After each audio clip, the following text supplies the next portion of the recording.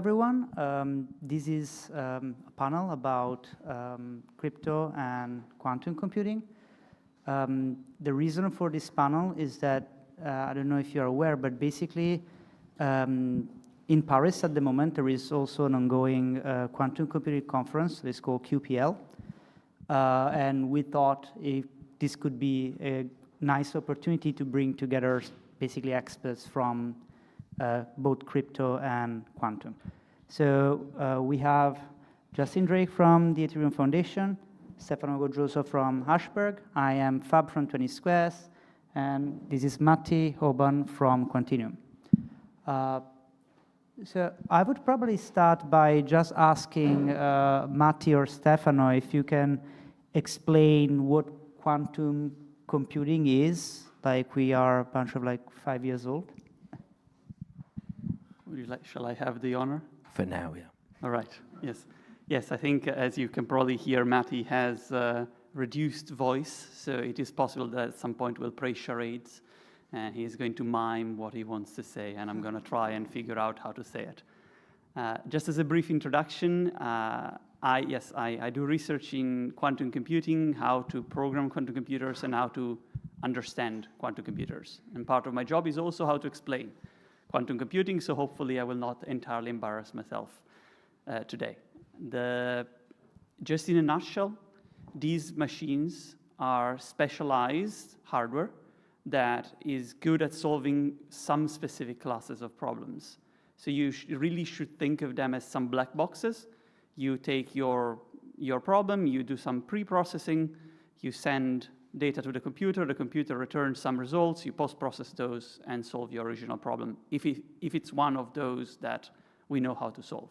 So they're not general purpose, they're not a replacement for all algorithms that you run today. You shouldn't think of them as we take like a classical computer but faster. That's not quite how it goes.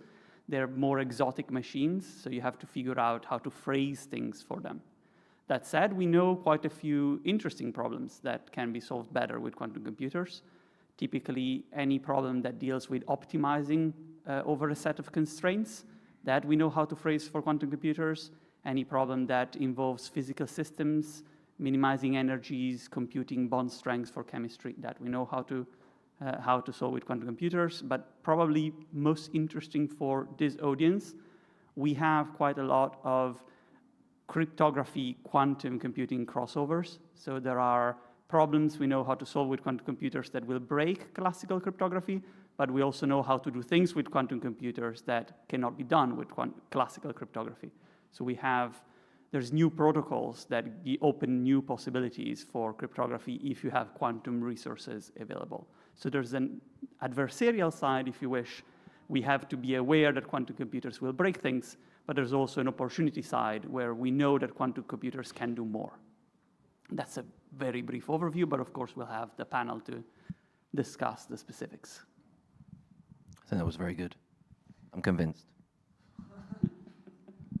So Justin, over your work at the Ethereum Foundation, have you ever stumbled in problems where you wondered or looked for solutions that could lie in the quantum realm or in some way?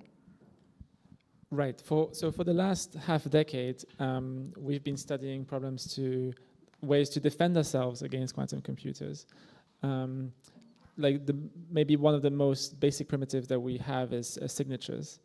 And the specific signature scheme that we have is called BLS signatures, and it's very good at being aggregated because we have on the order of 1 million validators, and they all need to sign the message every epoch, which is every 6.4 minutes. And so you want to verify, roughly speaking, 1 million signatures every 6.4 minutes. And you want to do that on a Raspberry Pi. How do you do that?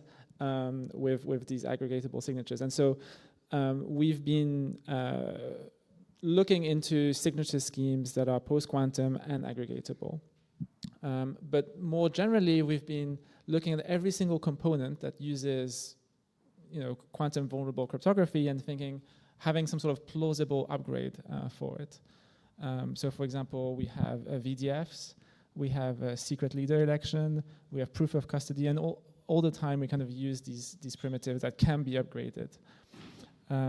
I guess one interesting thing that I only realized maybe a year or two ago, is that proof of work as a primitive, as a building block, is quantum vulnerable. And the reason is you can run Grover's algorithm and you break the property that you have one CPU, one vote, as described in the Bitcoin paper. Or more precisely, is maybe like one transistor, one vote, or one joule, one vote. And with Grover, you can basically get n squared votes for n qubits or n units of energy. And so you kind of break the incentive alignment there, and there have been papers that basically explain how proof of work is vulnerable to quantum. And then I guess there's another aspect, which is at the application layer. Right, at the application layer, we don't use these fancy aggregatable signatures, but we still use quantum vulnerable signatures, specifically ECDSA in the context of Bitcoin and Ethereum. And here we have a bit of a social problem. And the reason is there's going to be a lot of funds out there that are going to be crackable by an attacker. And these could be funds that are just lost. The owner died or the owner lost the keys. And so there's a question like, what do we do with that? Do we do some sort of irregular state transition where we just destroy it all? Do we just let it be and kind of almost incentivize the creation of quantum computers? Do we like almost create a new form of mining, right? Like you're mining for these private keys. Yeah, it's going to be interesting.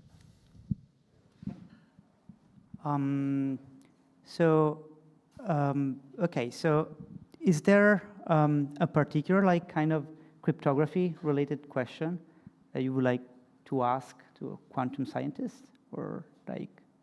Right. So most of the time, as I said, we've been defending against quantum computers, and for that we don't actually need quantum scientists. We just need classical cryptographers, and I think we've made a ton of progress. Mm-hmm. So we have hashes as like basic primitives that we believe are post-quantum, and then we have things like lattices, and we also have this very nice construction called Fry, from which you can build like hash-based snarks. And we even have like more fancy stuff like isogenies. So all of that we're happy with, but everything changed about a month ago. About a month ago, I discovered this amazing paper called One-Shot Signatures. And it basically was about using quantum computers constructively, basically to make consensus better. And what one-shot signatures give us is basically a signature scheme where the private key can only sign a single message. And so you should think of the private key as being this superposition of states, which is unknown and cannot be cloned by this so-called no-cloning theorem. And the process of signing a message involves observing the private key and collapsing it and thereby destroying it. And so you can only sign a single message. And these one-shot signatures, which I didn't realize were possible, kind of solve most of the big open problems in crypto. So they gave us, for example, perfect finality. Right now on Ethereum, we have what's called economic finality, which is that if a finalized checkpoint gets reverted and you have two inconsistent finalized checkpoints, then you have a guarantee that at least 1/3 of the validators will get slashed. And that's a pretty good guarantee because we're talking about roughly $15 billion of money that will get slashed. But perfect finality is kind of the end game where you just can't, by the laws of physics and cryptography, revert the finalized checkpoints. Another thing you can do is reduce the threshold for finality from 66% to 51%. You can also just completely remove the slashing conditions. So as a validator, you just can't get slashed. How cool is that? Yeah. So if your keys get, your signing keys get compromised, then you just can't get slashed. And one of the cool applications is trustless delegation. So we have this kind of issue in Ethereum whereby a lot of the stakers, and by stakers I mean those who provide ETH as stake, are trusting operators with their ETH. So for example, in the context of Lido, there's these 29 trusted operators, and they can slash the ETH whenever they want. They basically trust it to not slash. And One-shot signatures gives us trustless delegation. So we can have trustless liquid staking, for example.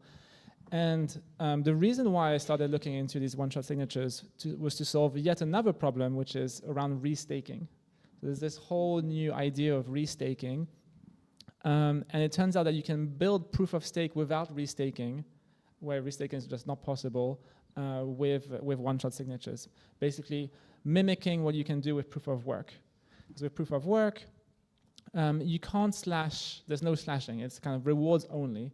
So you have mining rigs, and those just can't be like destroyed. And it would be a similar situation with proof of stake, where you have stake and it just can't be destroyed, and so you can't really do the restaking. Okay, so I mean, for what you say, it looks like there are some quantum cryptographic protocols that sound almost magical. Maybe, Matty, maybe you can... Well, I guess there's a history lesson here. Yeah. That at the very beginning of quantum information, of the subject that we care about, money was pretty central. So you have Stephen Wiesner, who's an interesting character in himself, who came up with a scheme called... Can everyone hear me, by the way? I'm very hoarse, but yeah, okay. He came up with this quantum money scheme where you use this no cloning principle so that...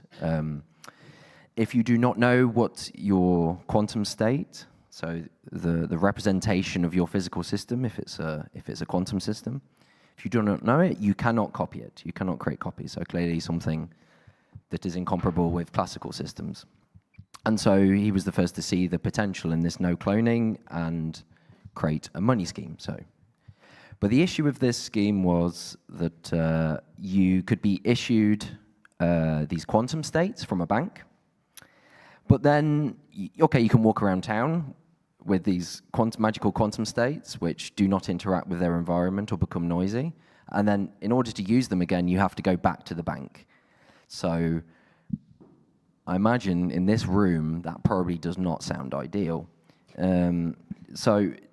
Subsequently, many years later, people came up with the idea of, okay, I should say, this quantum money scheme is secure against unbounded adversaries, so no computational assumptions. So you allow them arbitrary computational power, and they still can't copy your quantum money. So that's really cool, very nice conceptually. And then many years later, I think it was Scott Aronson who came up with the idea of public key quantum money, which was to get around having to revalidate or get your money verified at the bank. The idea is you could issue the bank would issue a classical public key, and anyone could verify their money using this public key.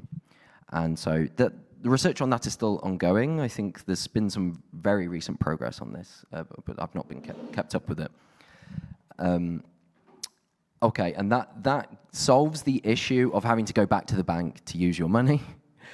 But then, okay, again, in this room, I imagine the fact that you're using a bank, probably that doesn't go down so well, as just a hunch. So the idea is you want to be able to delegate the creation of this quantum money to someone you do not trust. And this is what I believe Mark Jandry called quantum lightning. So this is like the magical solution to money, where you do not trust this person, but you, this prover, this bank, but you're asking them to make quantum money, and you want to be able to verify that they are making quantum money, again, using the public key. And so I guess these one-shot signatures are, I'm not sure about this, but they probably imply that you can have quantum lightning.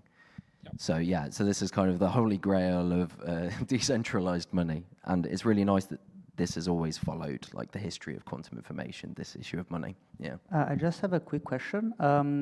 Basically, I guess that for many of these quantum cryptography schemes, you need, at least some actor needs to have access to quantum resources. So basically a quantum computer, which I don't think many people have at home. So not yet, at least, and probably not ever. But so the question is, in these kind of schemes, which parties need to actually perform quantum computations, and there are other parties that can classically, like, verify with classical means that everything. Indeed, yeah. So there are scenarios where things can be just completely delegated so that you have an untrusted party who is issuing quantum money, and you only have yourself, classical computation, and you classically communicate with them. Okay, there are computational assumptions going on there as well, which are akin to those that you find in post-quantum cryptography. But yeah, so that's you can make everything classical in that respect. Nice. But you have to assume that someone out there is doing quantum good. Okay. Yeah, it might be our company, I don't know. So Stefano, you have been looking into a lot of different flavors of quantum computation. Is there a particular set of techniques that you think could be beneficially adopted also outside of the quantum world? Like many people obviously think, okay, quantum computers, fast computation, quantum cryptography, magic keys and stuff like that. But is there some other stuff that is, let's say, maybe less known and still amazing and insightful that we can benefit from? Yeah, so that's I guess the byproduct of the quantum race recently. There's been, I'm sure people have heard, some large companies claiming that they have good quantum hardware and putting out papers on reputable journals. And that's happened for the past maybe 3-4 years. And pretty soon afterwards, people have developed techniques, classical techniques, to obtain exactly the same results. And so one of the very interesting byproducts of this race is that the incentive for people to say, no, hang on, you don't really have it yet, has pushed research in simplification and simulation a lot over 3-4 years. Like we've discovered things we didn't know about, we've developed tools we didn't know about. The nice thing is that these techniques are not special to quantum at all. They apply to tensor networks, which is a very broad category of, so it's a computational mode. It's the one that's used, for example, by most modern deep learning techniques. That's about taking all these arrays, multidimensional arrays, and contracting them efficiently. So doing these reduction operations. That's how machine learning works. That's how a lot of classical cryptography works too. And so what we got out of this race is optimized techniques to simplify other calculations that we may care about. So we can now solve certain classical problems in machine learning or cryptography with fewer resources than we would have in 2018, say, when nobody really cared about doing this at scale. And the only reason why we got there is that simulating quantum computers is so hard that you really have to push the boundaries. You really have to develop new things. It won't fit in your large machines. It doesn't matter how much money you throw at it. There's just not enough computational power. So that's the result of this. We now know we have a new family of techniques that can be used to take classical algorithms and encode them in terms of these arithmetic operations. ZK schemes are an example of this. There's a lot of arithmetic and contraction in there. It's just not real numbers, but same principle applies. And now we take those and we have really powerful techniques to simplify the calculations and make them significantly more efficient. That's not quantum per se, it's just a byproduct of the quantum race, which is, I think, very exciting. Relevant to piggyback on that, relevant to cryptography, there's been an interesting byproduct as well, which are these proofs of quantumness. So where people consider interactive proof systems, where you have a verifier, it's completely classical, polynomial time bounded, and can talk classically with a prover, who is one of these companies, unlike mine, who make spurious claims about their quantum computation. And so you can come up with these very beautiful schemes where you interact with these systems, and again, based on things like quantum secure one-way functions, you can verify that you've actually done something quantum. And you can try and make these things zero knowledge as well, which is very cool, yeah. Yeah, and perhaps it's just worth mentioning that if you have access to a quantum device, it doesn't have to be a quantum computer, by the way. Maybe this is something worth spelling out. We've had quantum technology that works for cryptographic purposes for many years now. There's companies like ID Quantique that have based their entire business on this. So the hard part is to make general purpose quantum computers. Making specialized quantum hardware is not easy, but not quite as hard. So in a sense, there's a lot of optical hardware that already exists, that works well. And one of the really interesting things you can do if you have access to this hardware, and you have access to, let's say, a quantum internet, a way of transmitting some of these quantum states across distances, which may be fiber optics, maybe lasers and satellites. People have experimented with various practical schemes, and it works. Then what you can do further than just prove that someone made a quantum state or truly generated the quantum money that you wanted, you can run some protocols that are known as device-independent protocols. Their security is independent of who made the device. So you may not trust the person who gives you the token generator that you use to access your, the bank, or you use to encrypt your messages, because perhaps the adversary in your, security model is the person who makes the device or could intercept the device and, plant a backdoor on it. So you might want to find ways of generating randomness that you can use to secure communications without having to trust anybody in the equation, without having to assume that they're bounded by anything other than basic laws of physics, not even quantum physics, okay? Just relativity, let's say. Let's keep it simple. And then there are schemes that use they use entanglement, special entangled states, that can generate this kind of security. And this is sort of device-independent security, which is also a fairly new field. Some of it has been done for quantum key distribution, but for more complicated protocols, there's very much ongoing open work. But it's something that classically cannot be done. There is no way to beat an adversary that gives you the security token. That's just, they can do whatever they want with it. If you have quantum devices, then you can, which is also very exciting. Interesting. I would say if you want, we could make this panel interactive. I think one of the purposes of this kind of event was exactly fostering collaboration between quantum researchers and crypto researchers or professionals. So if you have any sort of question or topics you would like to discuss, okay, we have already one. Hey guys, thank you so much for putting a really interesting panel. So I'm actually a physicist, not really a crypto person. I'm actually a PhD student in quantum networking. I was wondering whether you guys have come across a recent paper called Proof of Quantum Sampling, where someone's created a new blockchain design where they use existing noisy quantum hardware, namely a boson sampler, which, for example, Xanadu has put on the cloud and people can use, to essentially design a new blockchain consensus mechanism whereby the kind of hard, computationally difficult problem to establish consensus is a one-way quantum signature through boson sampling. And there are a lot of fairly complicated considerations going to the design, but I was just wondering whether you've come across that or what you guys think, and maybe more generally whether you think we could use quantum hardware in the design of new blockchains from the bottom up. So is that a proof of work based on the hardness of simulating boson sampling? Yeah, exactly. Yeah, so I think I have seen this. I think this is relevant to the point that Stefano made earlier about people finding good classical algorithms to simulate quantum hardware. So as far as I know, things change all the time.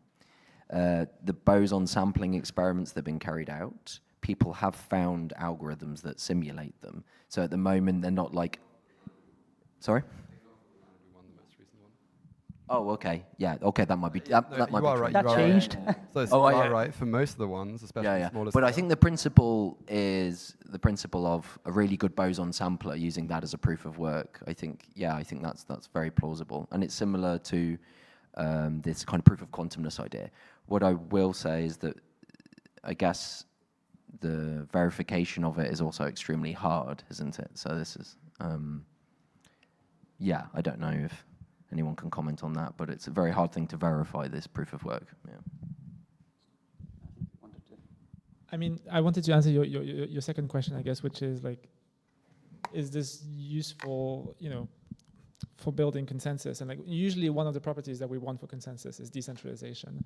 And so once we can bring the cost down and everyone can have a computer at home and it only costs $1,000, then yes, I think we can use it for consensus.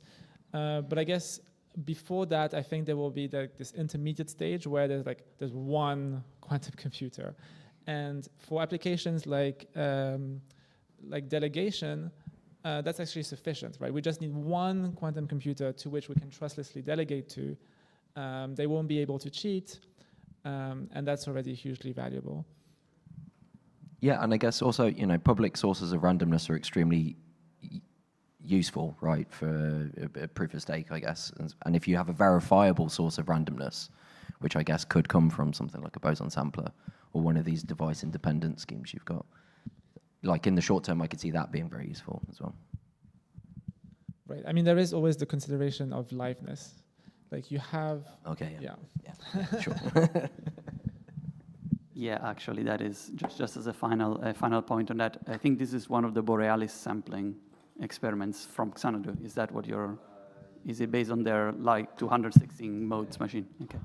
So there are, when they published their Advantage paper, the paper came with tensor contraction techniques that they developed, and then they said, we benchmark against these, and we do better than these, and we can't really simulate with these ones. But then there's a couple of follow-up papers that take the noise assumptions, put them into the tensor contraction, and say, I mean, it's noise.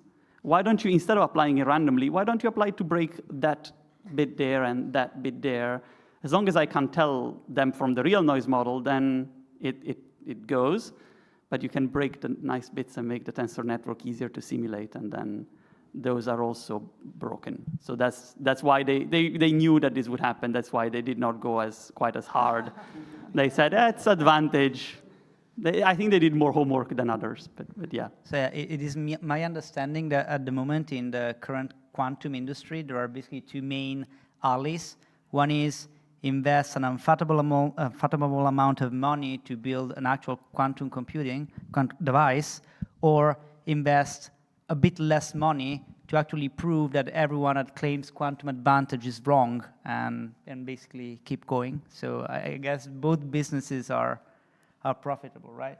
I mean, at the moment, we still don't have quantum computers, so the race is still open, basically, right?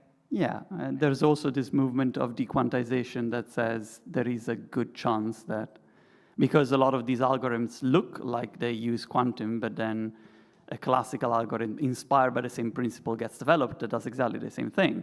Then there's some people who, I don't know if they really believe it, but at least they write it in papers and they say, you see, algorithm 1 seemed to be quantum, really isn't. Algorithm 2 seemed to be quantum, really isn't. So perhaps none of them are. I don't know if that's not proven, right? There is no proof of any separation. So it may well be that we live in a world where everything can be done efficiently classically. I don't. No, I don't believe that, no. I mean, but people do. Don't we have a separation for one-shot signatures? Because if you classically, you can always rewind and then do a second signature, whereas one-shot signatures uses a fundamental property of quantumness. So we have separation. It's a conditional separation. Conditional on what? Conditional. Is it not conditional on the validity of quantum secure one-way functions or something like that? So you have to assume some problems are quantum hard. Right, a conditional on a hash function being. Yeah. Okay. Yeah. So like a random. Yeah, there's a separating random oracle or something. Yeah. I see. Okay. I know we all give it I think we all believe that that's true. Yeah, we all believe it. Yeah, but it's There's so much money at stake. If it weren't true, someone would have surely found a way to cash in. But still, technically. On the subject of things that people believe, so there are all these new ZK proof systems, and some of them use somewhat novel cryptographic assumptions that are often extensions of existing assumptions that are believed to be good, but they're sometimes quite a bit more complicated. So I'm wondering what's known or what work is being done on the quantum security of ZK proof systems. I mean, one of the main things is basically Fry, which is studied in this model called the random oracle model. And then there's an extension of this model called the quantum random oracle model.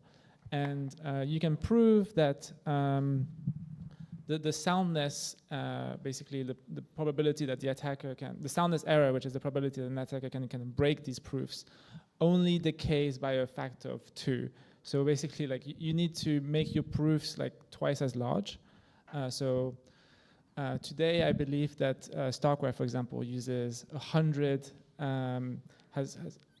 bits of security, but that's classical security. So actually, they only have 50 bits of quantum security. Is that because of Grover's algorithm? Basically, yeah. On the exponent? Yeah, exactly. So there's a security proof of the lower bound, and then Grover gives you the upper bound, and so it's like a tight thing. Yeah. So basically, as long as you have like a hash-based ZK proof system, you're pretty much fine. You just have to use like a bigger hash, a factor of 2 or something. Yeah, the hash function actually needs to be bigger by a factor of 1.5, which is a little strange. But then, like the number of queries needs to be twice as many queries. I guess to break a hash, you only need like square root n, like queries of the hash function, right? So the reason why it's 1.5 is because you have a slight quantum improvement upon collision finding, essentially. Yeah. Right. Yes. Yeah. Kind of. Which was surprising to me because I thought naively that you could always get at least a factor of 2. Yeah, I think in practice when people look at post-quantum schemes, they just assume that the bit security will be halved, that there will exist a quadratic speed up, whether one can prove it or not. Yeah. I think this is the case with lattice-based schemes, that if you want a certain quantum security, you kind of take the classical one and just halve the bit security. Or double if you have to create it, right? Yeah. Sure. Equivalently, you double the key size. Yeah. Okay. Another topic, I think, an interesting topic we should touch upon, that I know you two are well versed into. Yeah, unfortunately, is the topic of doing quantum computations with pictures and pictographical Got the guru calculi. here of quantum embedding. And probably this will sound very strange to people in this room, so it's probably something we should elaborate on more. Yeah, Should I promote the book? Promote the book. Yes. I could just come and say I have a book that you should read, but there is a large. Let's take a step back. Why do we need a different way of talking about quantum programming than classical programming? Because if you think, okay, quantum computers, we write programs. We have programming languages. We've had programming languages for a long time. What's different? The issue with quantum computers is that if you want to describe the state of the computer, it takes an exponential number of bits or complex numbers or real numbers, whatever measure you want, it's pretty much the same. So you have 20 qubits, it takes about a million components in a vector, 30 qubits is 1 billion components, 40 qubits is pretty much the size of one of these large language models, 50 qubits is beyond what we can do today. Like there is no supercomputer that can fit that in memory, just out of the question. And so really, if you want to program these machines, you have to find a better way to describe what you're doing. You can't just manually specify functions. You have to have a way of sort of hiding away the complexity into something simpler that composes nicely, that captures what you want to do, and then you pass it to the computer, and the computer knows how to execute it. And quantum circuits are that. It's a graphical depiction of the program that you want to send to the quantum computer, and you should really think that quantum circuits today are less than assembly for classical computing, okay? That's the level we're at. We're not at assembly at all. We are before that. We're assembly minus. And now the issue is that what you get is a way of compactly writing a program, but now reasoning about what the program does is equally hard. It is not the same as classical, where you can think of case by case and reconstruct what's going on, because all of the cases are sort of embedded in a weird way. It's a bit like doing machine learning. You have to figure out what's happening in the feature space, and that's very big. And so you want to have a notation that does both, that does the description part and allows you to write down the programs, but also allows you to manipulate these programs and reason about them. So you need a bit more flexibility. You have to go a bit out of what's physically possible and make sort of a logical version of this, where you try to have building blocks that are easier to manipulate. And then what you get from this is you understand quantum programs better, so you can, for example, communicate, explain, investigate, but you can also simplify them with a machine. You can do machine learning or classical algorithms that take your program and say, this would require 64 qubits. I only have 20 qubits on my very good machine. And how do I fit it? How can I rejig it around so that I get the same result, but using fewer qubits? Sometimes it's not possible, but sometimes this additional freedom that you get to reason about things allows you to, move around the pieces, simplify them, generate new ones, and then, boom, you can actually do useful stuff with fewer resources. So there's a new movement here. Like, things have been changing for the past maybe 10, 15 years. There's a lot of these, they're called diagrammatic methods. The most famous one is probably the ZX calculus or ZX calculus, but there's quite a lot of them. And people have been applying these methods to other fields, and they've been applied to cryptography for some things. They're applied to classical programming for some things. So yeah, they are born out of necessity. It's just hard to reason about quantum computers. But it turns out that this new flexibility is also helpful for classical computing. It gives you more insights in some cases. So yeah, that's what I do most of the time. Yeah, it's interesting. I also did my PhD in pictorial methods for quantum computing and other stuff. This is still like the kind of main technology that we use in like my day-to-day activity in crypto.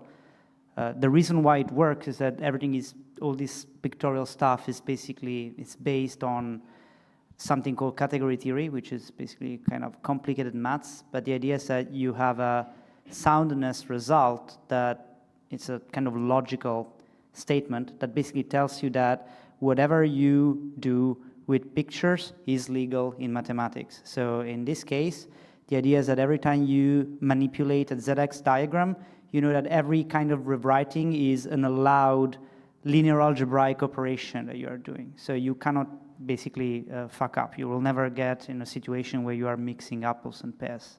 But the funny thing is that until quite recently, this approach was basically being hardly rejected by a part of the mathematical community. And the reason is that probably it looked too simple. Like, it's really strange, but people that have studied like complex stuff their whole life take great pride in the effort they have put in. And when you come by and say, well, I can do the same thing with like 3 pictures, they're like, yeah, go drawing in the other room and leave me alone. Like, I mean, what do you want from me? So this is really like a real problem.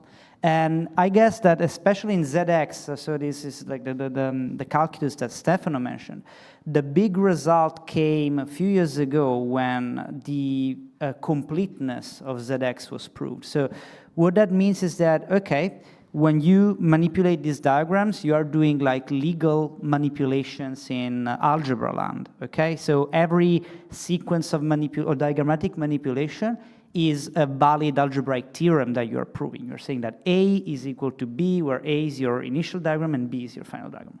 What people would object is, well, maybe there are some things that I can prove in algebra land that I can't prove graphically. So in using the graphical formalism, you are like missing some pieces, and this is why we will need, like traditional linear algebra anyway. A few years ago, a completeness result came out that basically said, no, that's not the case. Like everything, I think it was about qubits back then, but basically everything you can do in linear algebra when it comes to qubit computations can be done graphically. So you can happily forget about the hard matrices and that kind of stuff. And then the idea is that you just like build some like Python thing that gets the diagram in, compiles it to the matrix. So now, you can basically simplify your problem algorithmically, diagrammatically, and then it spits out the final matrix that you have to use to basically program the quantum computer. And that changed pretty much everything. And now all these people, actually what you were doing is interesting, like, can we talk about that a bit? Because we are having a lot of problems with that. Yeah. One question I wanted to ask to Justin is, in your like day-to-day research activity, do you ever use like, maybe either pictorial techniques or like, is there space for this kind of stuff in cryptography, for instance, or in like reasoning about consensus, or you're just like stick to the math and like? Right. By the way, I just realized that I bought your book. Oh, that's nice, thank you. Hopefully you liked it. Yeah, I'm still reading it. It's very simple, but still hard to understand. It's like, it feels too simple, and it's just difficult to get the intuition. But I will get it eventually. I mean, my personal research, I'm just a very visual person, so yes, it is helpful. I mean, one of the nice things is, for example, the proof of the property that I said before, you know, the economic finality. So if you have two finalized checkpoints, then at least 1/3 of the validators will get slashed. There's like a really simple like visual proof that you can do. But that's, I guess, as far as we've gone. So maybe there is an opportunity for more there, but yeah, not sure. So okay. Then maybe, we should have a chat about it. Yeah, let's chat about it, yes. Because a lot of so in ZK land, a lot of the calculations you have to do are effectively algebra, but on fairly complicated field or rings.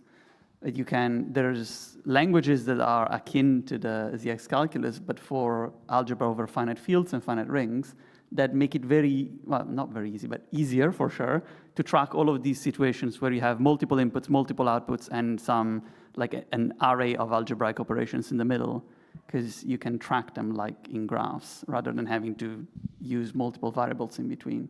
So maybe there is space there to look at some of these simplification techniques or modeling techniques. I mean, one thing that comes to mind is we have these VDFs, verifiable delay functions, and basically we want to use computation as a way to simulate the passage of time. And for that, we need to prove lower bounds on the depth of circuits. So we want to do a certain amount of... Good luck. Sorry? Good luck with that. We have proved lower bounds. Oh, nice. We have lower bounds. So for example, if you want to do like a modular square in an n-bit finite field, I think the lower bound that we have is something like 2 log n. Oh, nice.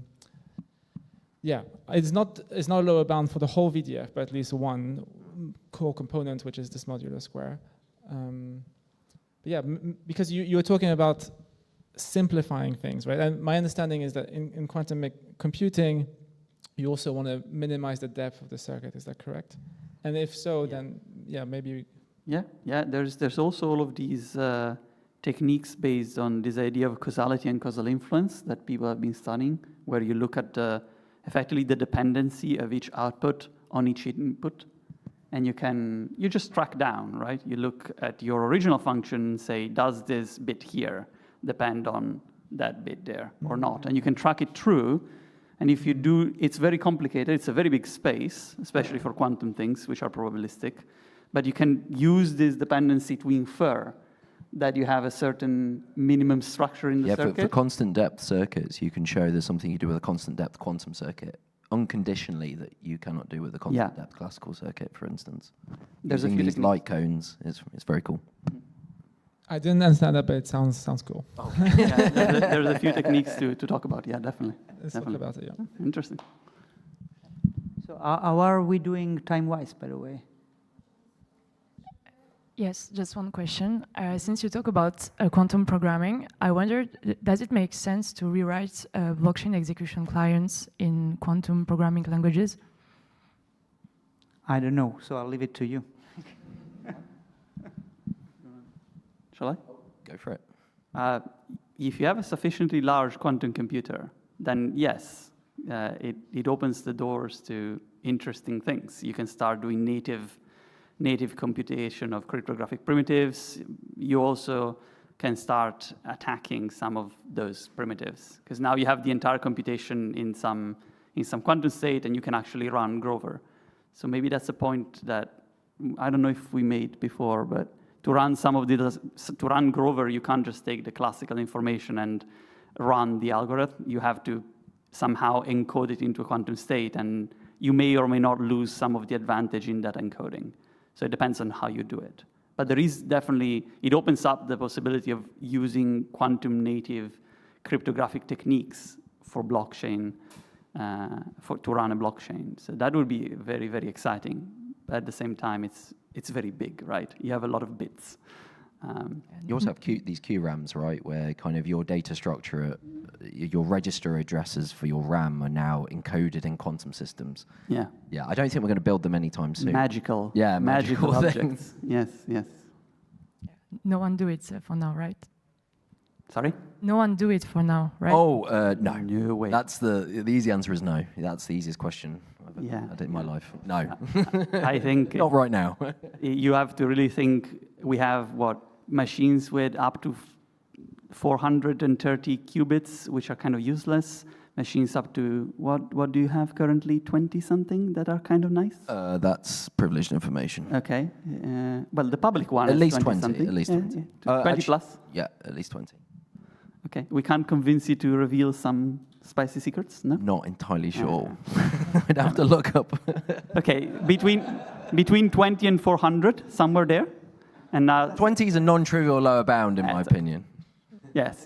That's a good upper bound. And now, if you take each bit that you have in the data of the EVM, let's say, in a block, each bit used by the machine in the computation, imagine that that's 1 bit, 1 qubit. We're quite far from being able to do that. I think we can safely say it's not happening tomorrow, and then maybe tomorrow PsiQuantum comes up with their super scalable billion qubit quantum computer. Is tomorrow a public holiday in the US? That's usually a good indication if you can do it tomorrow. I guess in terms of applications to blockchains, there's a few that I haven't mentioned. Like one is quantum money, which I guess phrased in our language would be the Lightning Network, but you don't have any routing issues and you don't have any liquidity issues. So you can send point to point without any issues there. Another really cool application is bridging. So if you want to bridge assets from one chain to another, you have this problem where either chain can go back in time and be reverted. But what you can have is you can have a decentralized application, for example, a bridge, which only goes forward in time. And so you send money from blockchain A to blockchain B. It doesn't matter if these blockchains kind of revert. Whatever the reversion and the new history is, there will always be this cross-chain transaction which cannot itself be reverted. And then there's another application which is around the proof of location. So, we want to prove that you are, an entity in some specific place in the world, and this can be useful for decentralization, for example. We want to make sure that there's all sorts of nodes around the world, and you can do that by just measuring latencies on the network and doing triangulation. But right now, your private key, when you sign a message, can be duplicated and can be copied. But when you have an unclonable private key, then you can do secure proof of location. Yeah, I think there was a paper that proved that it was impossible to do this classically, actually. Proof of location classically was impossible. Oh, very cool. I may be incorrectly remembering, but at some point I was thinking about using this kind of stuff to do blockchain for logistics, and that was one of the problems. I was like, I'll just take a primitive that does proof of location. Nope, there wasn't anything available. And so, yeah. But one question I had about the bridging. So I guess that the bridging problem of chains reverting also goes away if we achieve instant finality through quantum cryptography, right? In that case, the problem basically disappears in any case. Yeah, that's correct. But that goes back to what I was saying around the two phases of quantum. There's going to be a phase where there's like one entity, maybe Google or whatever, will have that one quantum computer and you can rent it to do the bridging. And then phase 2 where everyone at home has a quantum computer and then we can have it in consensus. And so you can imagine kind of a centralized bridge, but still trustless. for the bridging in the short term. Actually, I have a question on that. It's more of a cultural question. How willing are you to trust that the provider that you have in these early days truly has a quantum computer? How many assumptions would you be willing to put on that? Because obviously you have to assume something unless they can prove they have a quantum computer, and the proofs tend to be... Yeah, we want device-independent stuff. That requires having true device independence requires you to also have some quantum hardware of some kind. Otherwise, there's always some assumption hidden in the... So my understanding of the one-shot signatures is that it's device independent, and as the weak verifier, you're purely classical. Yeah. Subject. Yeah. So there are two flavors of device independence. There's one which is based on physical assumptions alone, and one based on computational assumptions. And the latter is single prover, and the former is multi-prover. So that might be the confusion. Yeah. Guy. There's a question there. Sure. I have one question, not directly related to cryptographical quantum things, but quantum is a very wide computer scientific field. So in crypto, we have this issue of having to be very fast. Syncing things and communication has to be very, very fast in order to everyone to be on time when proposing a block and everything. So on Earth, it's fine. We are close to each other. When you go to Moon, it's already 1 minute. It's already a bit slow. If we go further, it's going to be even further. Is there any progress and research and things in the quantum world that could help us, for instance, to have a non-local, almost instant network that could support these quantum technologies? And is it going to be capable enough to handle the amount of data? And is there anything, when I say soon, you put the date. Yeah, I mean, quantum systems still obey special relativity. Yeah, so I can probably answer that, and then we have to wrap up because they are. Sorry. So, yeah, this is actually a very interesting question. The point is, as Matty was saying, you cannot violate relativity, special and general. That's so. Right. Yeah, so basically the point is you cannot exchange information faster than the speed of light. Now the question is, yeah, but we know that quantum is non-local, so how is that compatible with general relativity? This is a very puzzling thing because when you realize it probably changes some kind of ontological perception of what physics is. But the point is, if we have an entangled qubit and you are on the other side of the galaxy, and I make a measurement to like my state, your state will collapse immediately to the same state. But now the point is, you don't know which measurement I did, basically. And the point is, if you don't have this information, you cannot extract any information from that state. I basically need to do the measurement, then I have to lift up the phone and tell you classically what I did.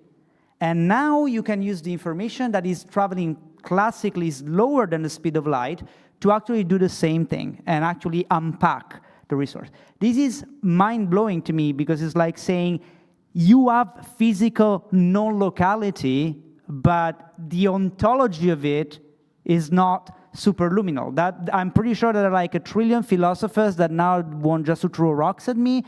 But I mean, this is probably one of the ways to see it. It's like, and there's this interesting lawyer loophole to basically keep Einstein happy while having no locality. Oh, but one quick point I was going to say is you can actually increase the capacity of the information you send. Yeah. So you cannot send it faster, but you can use things called like super dense coding so that with one channel use, you can send more classical information as long as you have pre-shared entanglement.